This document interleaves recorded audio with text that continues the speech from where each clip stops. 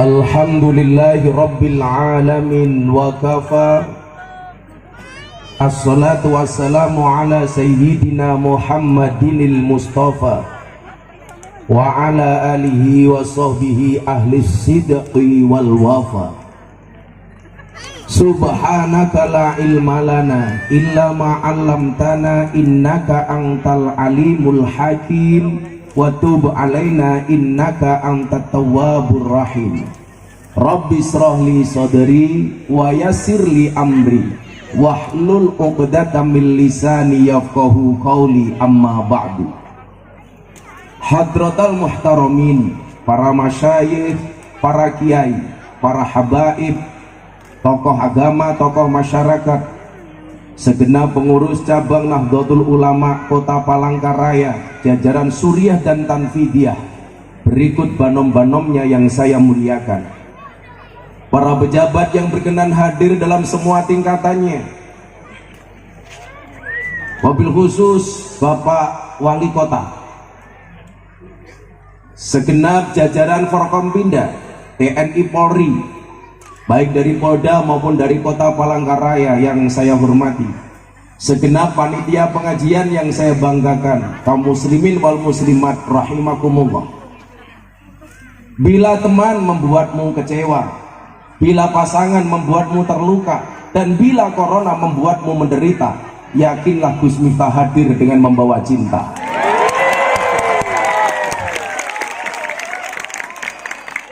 Cintaku padamu memang tidak seindah surat cinta untuk Starla, tapi yakinlah cintaku padamu lillahi ta'ala. Maka malam hari ini cukup saya katakan,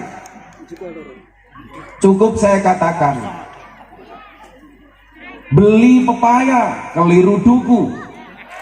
Hai orang Palangkaraya, I love you.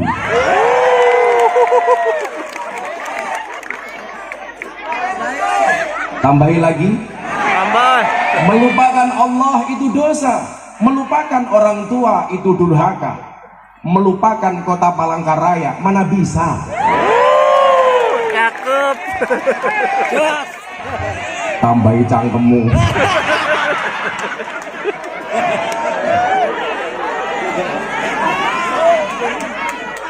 Malam hari ini kita bersyukur Allah Subhanahu wa ta'ala memberikan karunia-Nya kepada kita, memudahkan langkah kaki kita untuk menuju taman-taman surga, di mana Rasulullah mengatakan, idza marartum biryadil jannah farta'u, ketika kamu melintasi taman surga singgahlah.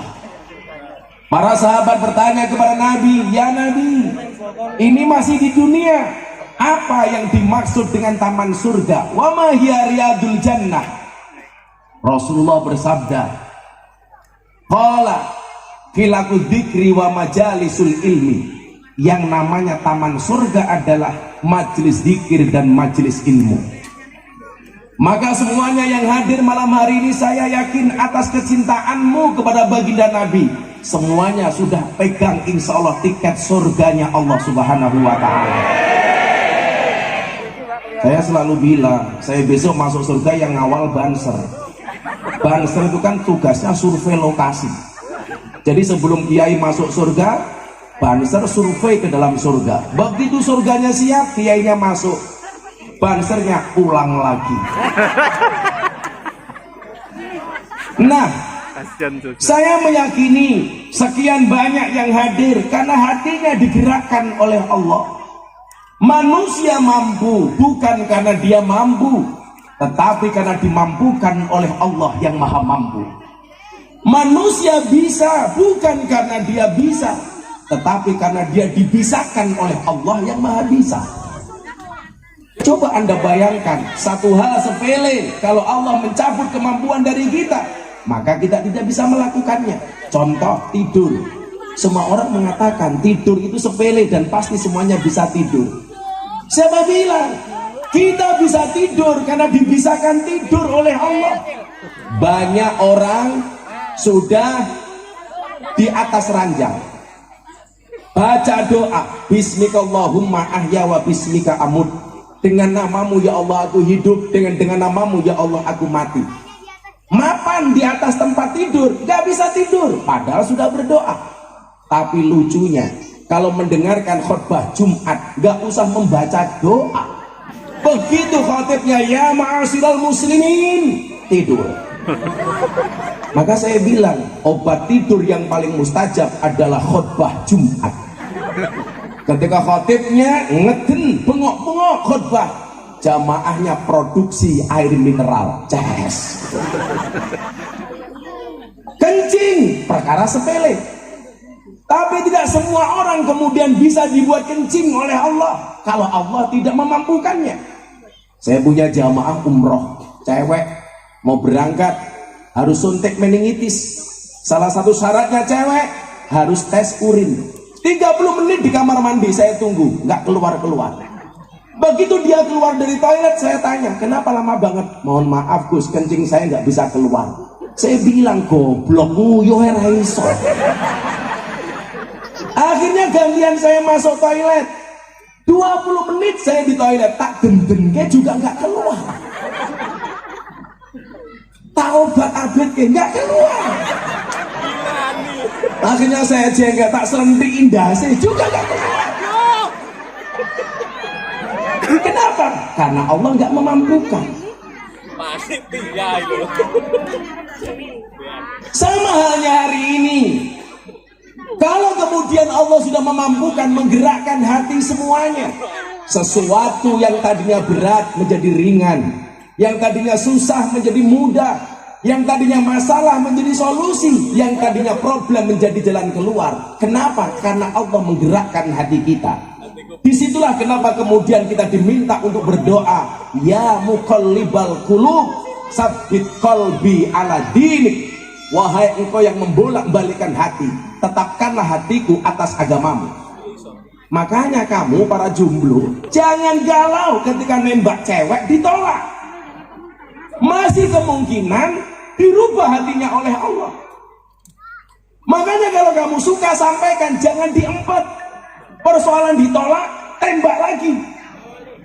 Ditolak, tembak lagi. Dan cewek juga sama. Ketika ada cowok suka sama kamu, katakan sama cowokmu, mas pilih satu di antara dua, halalkan atau tinggalkan. Gagah. Kamu cowok nggak usah galau. Niat tembak, niat nikah. Ditolak, tembak lagi. Malah galau. Aku nganan, kamu ngiri. Akunya bertahan, kamunya lari. Ya. Tapi ya kasihan sih. Nyamuk saja ditepuk pakai 12 telapak tangan. Masa cintamu bertepuk sebelah tangan? Tapi santai, sejomblo-jomblonya kalian pasti akan berakhir. Amin. Di mana berakhirnya? Kalau tidak di pelaminan, minimal di pemakaman.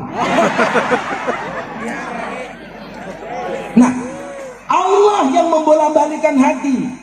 Begitu banyak orang yang niat hadir, tetapi karena satu persoalan gak bisa hadir. Mungkin ada di antara kita yang sebenarnya tidak mau hadir, tetapi Allah menggerakkan hati kita untuk hadir. Saya tadi punya kawan dari Mabes Polri, Bang Taslim. Sore bilang, mohon maaf Gus, saya malam gak bisa ikut mendampingi ngaji. Kenapa? Saya ada tamu. Allah merubah takdirnya, tamunya gak datang, akhirnya ikut ngaji. Pak Wali Kota mungkin niatnya gak hadir, tapi tahu jamaahnya datang, hadir, kan lumayan. Ini Allah yang membolak-balikkan hati. Saya ingat betul ketika saya melamar calon istri saya, saingannya 3 orang, 1 anggota DPR, 2 polisi, 3 kepala desa. Gus Miftah pengangguran. Saya pede lamar. Saya bilang, kalau Allah menghendaki, Allahumma la mani'a lima a'taita wa la mu'tiya lima mana'ta. Orang sedunia nolak, Allah berkehendak. Orang sedunia kalah sama kehendak Allah. Orang sedunia menghendaki, Allah menolak. Allah tetap menang daripada kehendak manusia. Orang se-Indonesia membuli Miftah gara-gara wayang, Allah menghendaki Miftah kena mental. Saya bilang, jangan ketawa ke TV. Kenapa? Karena saya memperjuangkan nasib para dalang. Saya lebih baik menjadi lilin, membakar dirinya hancur, tapi untuk memberikan penerangan bagi orang lain.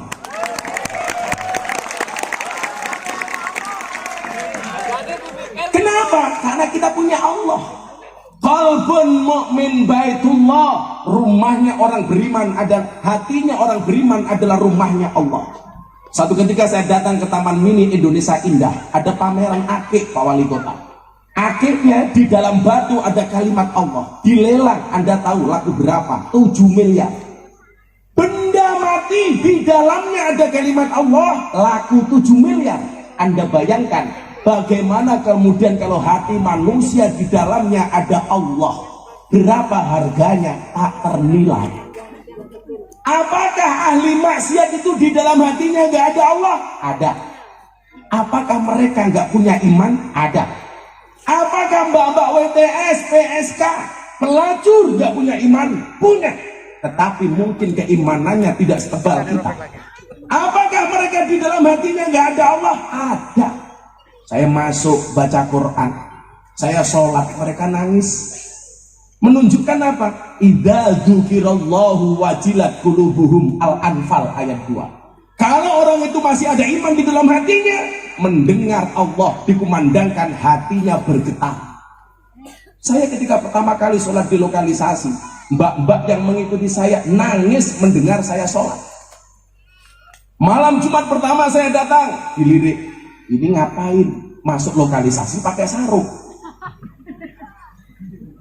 Malam Jumat kedua saya datang lagi, preman sudah mulai begini, ini macam-macam gua habisin. Malam Jumat ketiga, mbahnya preman di Jogja datang ke saya bawa pistol, you macam-macam gua bunuh. Pistol tepat di kening saya. Saya bilang, Om, kasih saya waktu 3 menit, saya akan ngomong sama you. Kalau yang saya sampaikan salah, silahkan tembak saya. Tapi kalau saya benar, tolong dukung saya. Akhirnya saya dibawa masuk ke sebuah ruangan, saya diinterogasi. Tujuan kamu masuk ke sini apa? Saya bilang, Om, sebaik-baiknya tempat ada buruknya, maka seburuk-buruknya tempat harus ada baiknya. Sebaik-baiknya orang pernah berbuat buruk, dan seburuk-buruknya orang pasti bisa berbuat baik. Dan saya pengen menyalakan lampu di tempat yang gelap, menyapu di tempat yang kotor. Kalau Om setuju, saya akan ngaji di sini. Sunan Gunung Jaya, mohon maaf, Sunan Derajat mengatakan, wenono ageman marang wong budo, wenono tongkat marang wong buto. Berikanlah pakaian kepada orang yang telanjang, dan berikanlah tongkat bagi orang yang buta. Akhirnya dia bilang, kamu buktikan. Kalau kamu mampu, saya dukung. Kalau kamu salah, kamu saya bunuh. Oke. Saya sholat lagi di musola. Di lokalisasi Sarkem itu ada musola namanya MTS, Musola Tengah Sarkem. Saya sholat di situ. Begitu saya sholat, ada mbak-mbak PSK 5 orang mengikuti di belakang saya. Wow, langsung saya keringat dingin. Jangan-jangan diperkosa. Padahal nggak diperkosa, mapan. Saya sholat. Allahu Akbar. Biasanya bacaan sholat tahajud saya sir. Tapi karena ada yang mengikuti di belakang saya baca secara jahar. Saya baca kencang. Saya masih ingat betul, yang saya baca adalah surat Al-Muzammil. Mbak-mbak di belakang semuanya mendengarkan. Ya ayyuhal muzammil, qumil laila illa qalila, nisfahu aw inqus minhu qalila, aw zid alaihi warattilil qur'ana tartila, inna sanulqi alaika qawlan saqila. Mbak-mbak di belakang saya, Pak, nangis dengar orang ngaji. Saya batin, lonte dengar ngaji nangis. Rokaat kedua, saya teruskan ayatnya, saya ikut-ikutan nangis. Kenapa? Karena ingat dosa? Enggak, gengsi. Lonte saja nangis, masa saya enggak? Disitulah kemudian saya timbul niatan, ini orang harus mendapatkan pengajian. Ini orang harus diselamatkan. Mereka butuh Allah, tetapi nggak ada fasilitas. Akhirnya saya jemput bola, selesai pengajian mereka tanya, Gus, jenengan itu aneh. Orang kesini biasanya mereka mau beli apa Mbak? Kroto. Apa itu kroto? Pakan manuk. Makanan burung. Burungnya siapa? Burungmu. Anda kok di sini sholat, maunya apa? Saya bilang, Mbak, Boleh nggak saya menggelar pengajian di sini tahun 2000? Emangnya mau? Mau. Selama kalian mau, saya akan datang. Bisa, bisa. Boleh, boleh. Kenapa Gus? Saya ditanya, Mbak ingat, orang baik punya masa lalu dan orang jelek pasti punya masa depan. Itulah alasan kenapa kaca mobil bagian depan pasti lebih besar daripada kaca spion. Jawabannya adalah karena masa lalu kita lebih, mohon maaf, karena masa depan kita lebih besar daripada masa lalu kita. Terima Pak mereka.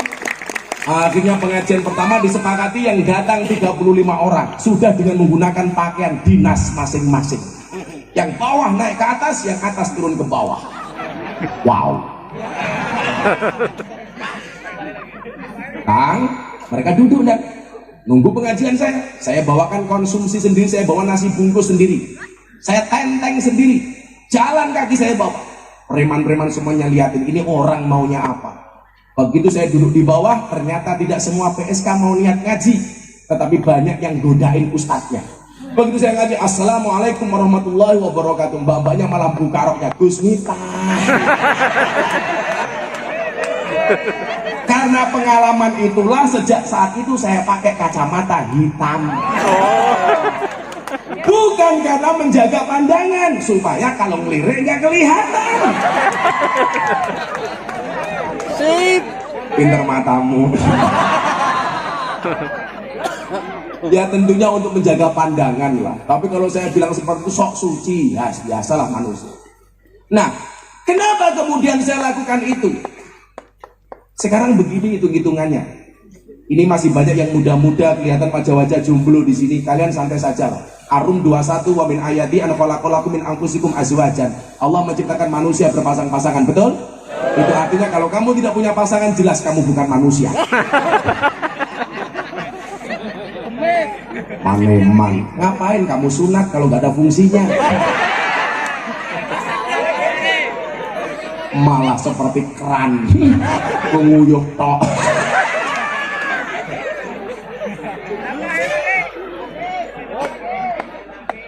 Coba kita hitung-hitungan begini.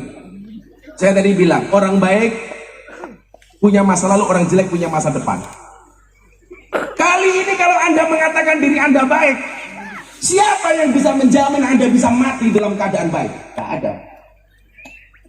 Maka bagi orang yang sok suci, Allah mengingatkan di dalam Al-Quran, fala tuzakku anfusakum huwa a'lamu bimanit taqo.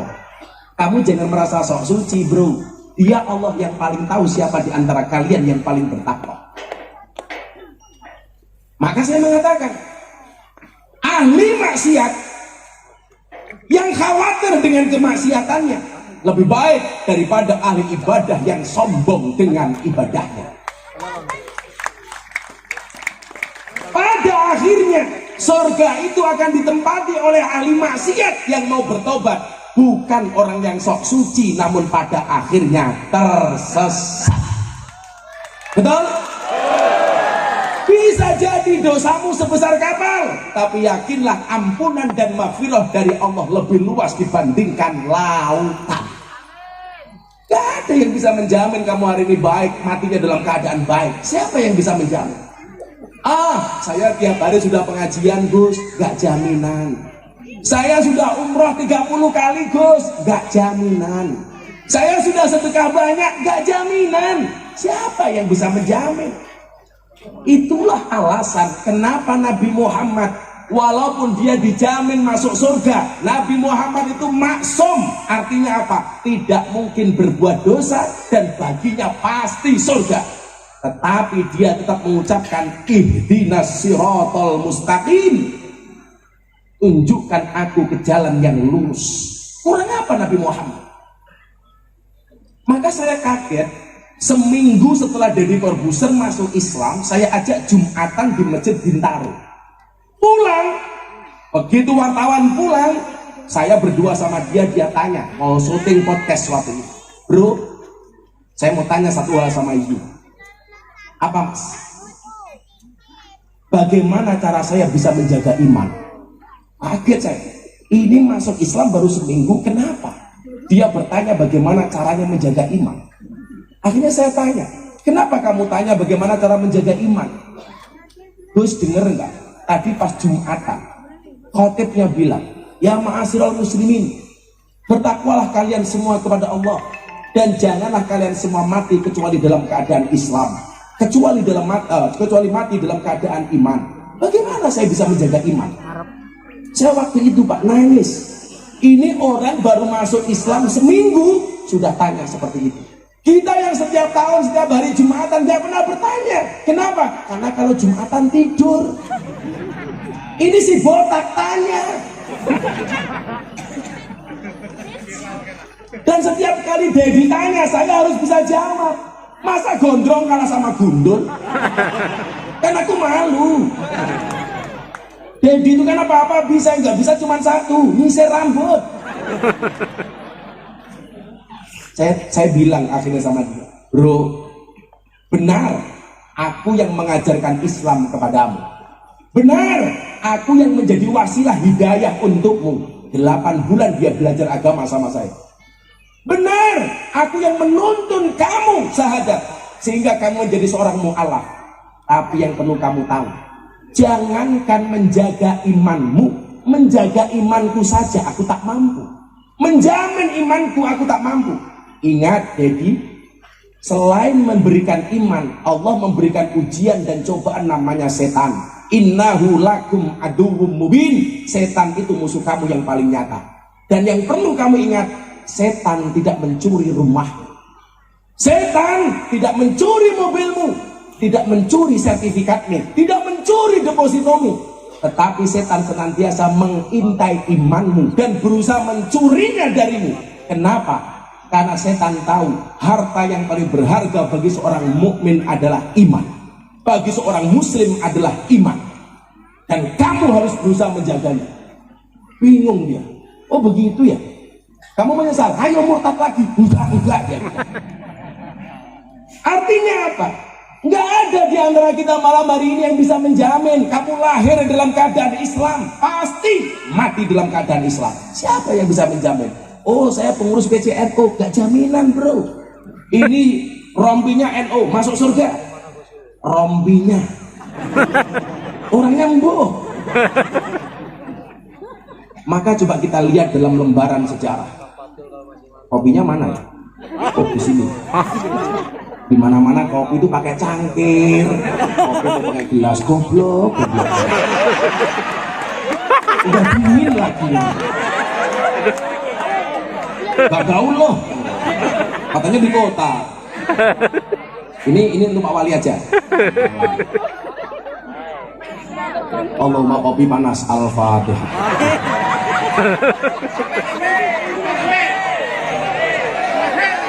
Aduh.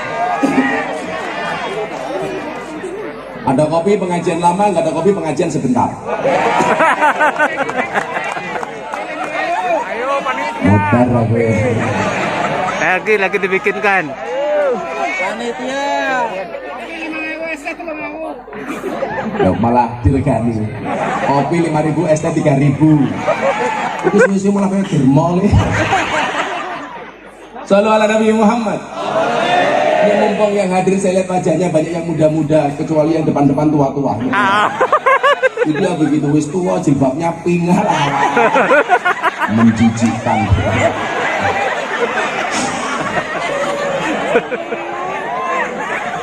Saya itu sensitif kalau ada orang jilbabnya pink. Saya curiga jangan-jangan sempaknya juga pink. Oh rondo. Waduh rondo. Sorry ya kan kamu sudah tua. Gak mungkin aku suka sama kamu. Kan sudah pada luar sah.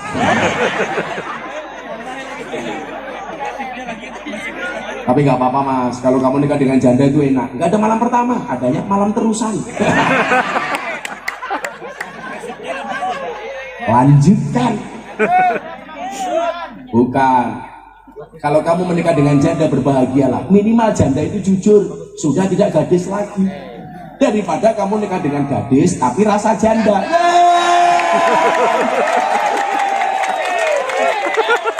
Hancur.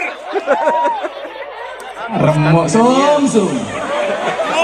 Ono janda bunga-bunga info masih info. Sing sacet masih.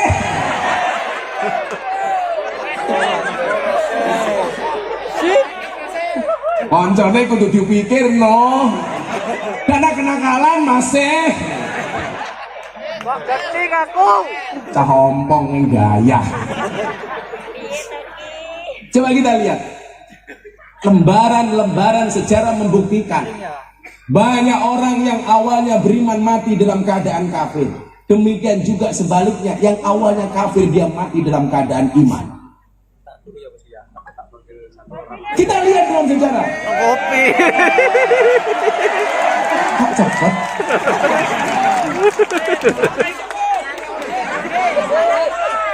Sing satset masih. Kalau di suku kopi masih panas langsung diminum. Ingat, jangan salahkan kopimu dingin. Kenapa? Karena ketika hangat tidak pernah kau hargai.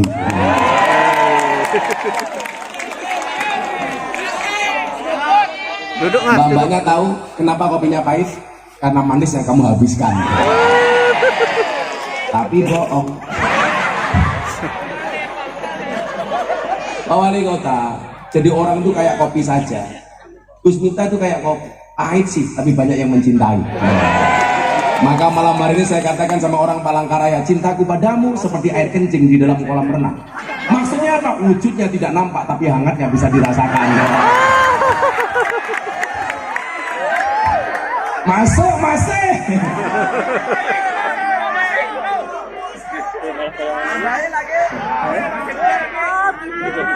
Jangan merondo yang ngopo.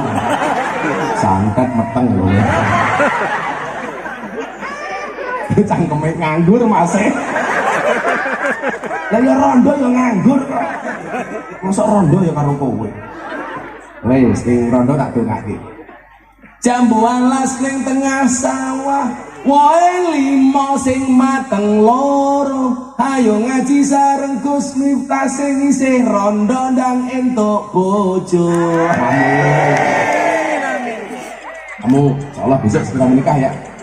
Wih dolanan HP ini cross yang gaya. Nanti Hadro nyanyi sama mas-mas saya, tapi yang gaul-gaul.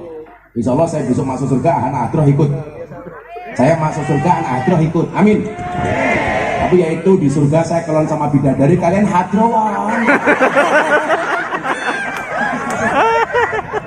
Kasihan. Koncone ya dipikir no masih. Sallallahu Nabi Muhammad. Coba kita lihat lembaran sejarah. Begitu banyak orang yang hidup dalam keadaan iman, matinya dalam keadaan kafir. Ada Nabi Musa, itu punya musuh besar, dimusuhi oleh ulama. Di zaman Nabi Musa ada ulama besar namanya Bal'am bin Bahura. Namanya Bal'am itu Pak Taslim. Kalau dia berdoa pasti diijabah oleh Allah. Kata orang Jawa apa? Idu geni. Saomong-omongnya mandi. Tapi Anda tahu Bal'am bin Bahura, ulama besar di masa Nabi Musa, mati dalam keadaan kafir. Kenapa? Karena kesombongannya. Karena kesombongannya kafir. Apa meneh awake dhewe yang bukan siapa-siapa. Mbak, minggir Mbak, mereka datang pengen lihat wajahku, tidak pengen lihat bokongmu. Minggir lagi. Duduk di sini kalau mau, nggak apa-apa kayak Banjar itu loh. Duduk tanpa tikar, pulang pengajian little body. Apa itu silite gatel kelebon wedi. Ibu-ibu lebih suka saya duduk apa berdiri? Berdiri. Itulah Pak Wali. Di mana-mana perempuan suka yang berdiri. Pemanasan dulu Mas. Bal'am bin Bahura matinya kafir Pak. Padahal ulama besar. Semua doanya diijabah oleh Allah. Tetapi matinya kafir. Siapa yang bisa menjamin? Apalagi cuman kita. Siapa lagi? Delegasi sunnah. Namanya Rojal Unfuah. Ketika Nabi meninggal, kemudian khalifahnya Umar bin Khattab, Rojal Unfuah itu diutus menjadi delegasi sunnah. Ada orang yang ngaku Nabi, namanya Musailamah Al-Kadzab. Umar memerintahkan Rojal Unfuah untuk mengingatkan Musailamah Al-Kadzab. Tapi Anda tahu, Rojal Unfuah mati dalam keadaan kafir. Siapa yang bisa jamin? Ubaidillah Al-Jahsy yang menemani Rasulullah hijrah sampai ke Habasah mati dalam keadaan kafir. Kenapa? Karena kegemarannya minum khamr. Makanya kenapa kalau anak-anak mabuk justru saya dekati, Pak. Saya nggak mau dia menjadi seperti Ubaidillah Al-Jahsy. Hujan. Apa? Hujan. Pengajian bubar. Yes. Hujan, Pak, hujan. Lanjut.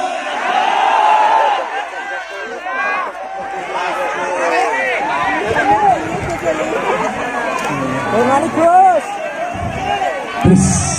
Dungani Gus. Alhamdulillah. Lanjut. Nah, hujan saya berdiri bani melu hujanan. Silakan bubar, silakan. Ya jadi. Duduk. Jadi hilang. Sallu ala Nabi Muhammad. Terserah, mau lanjut, mau pulang. Lanjut. Wes angel. Duduk. Yuk, selawatan dulu. Kita sambut hujannya dengan salat, mudah-mudahan dihentikan oleh Allah. Amin. Sholli wa sallim daiman. Sholli wa sallim daiman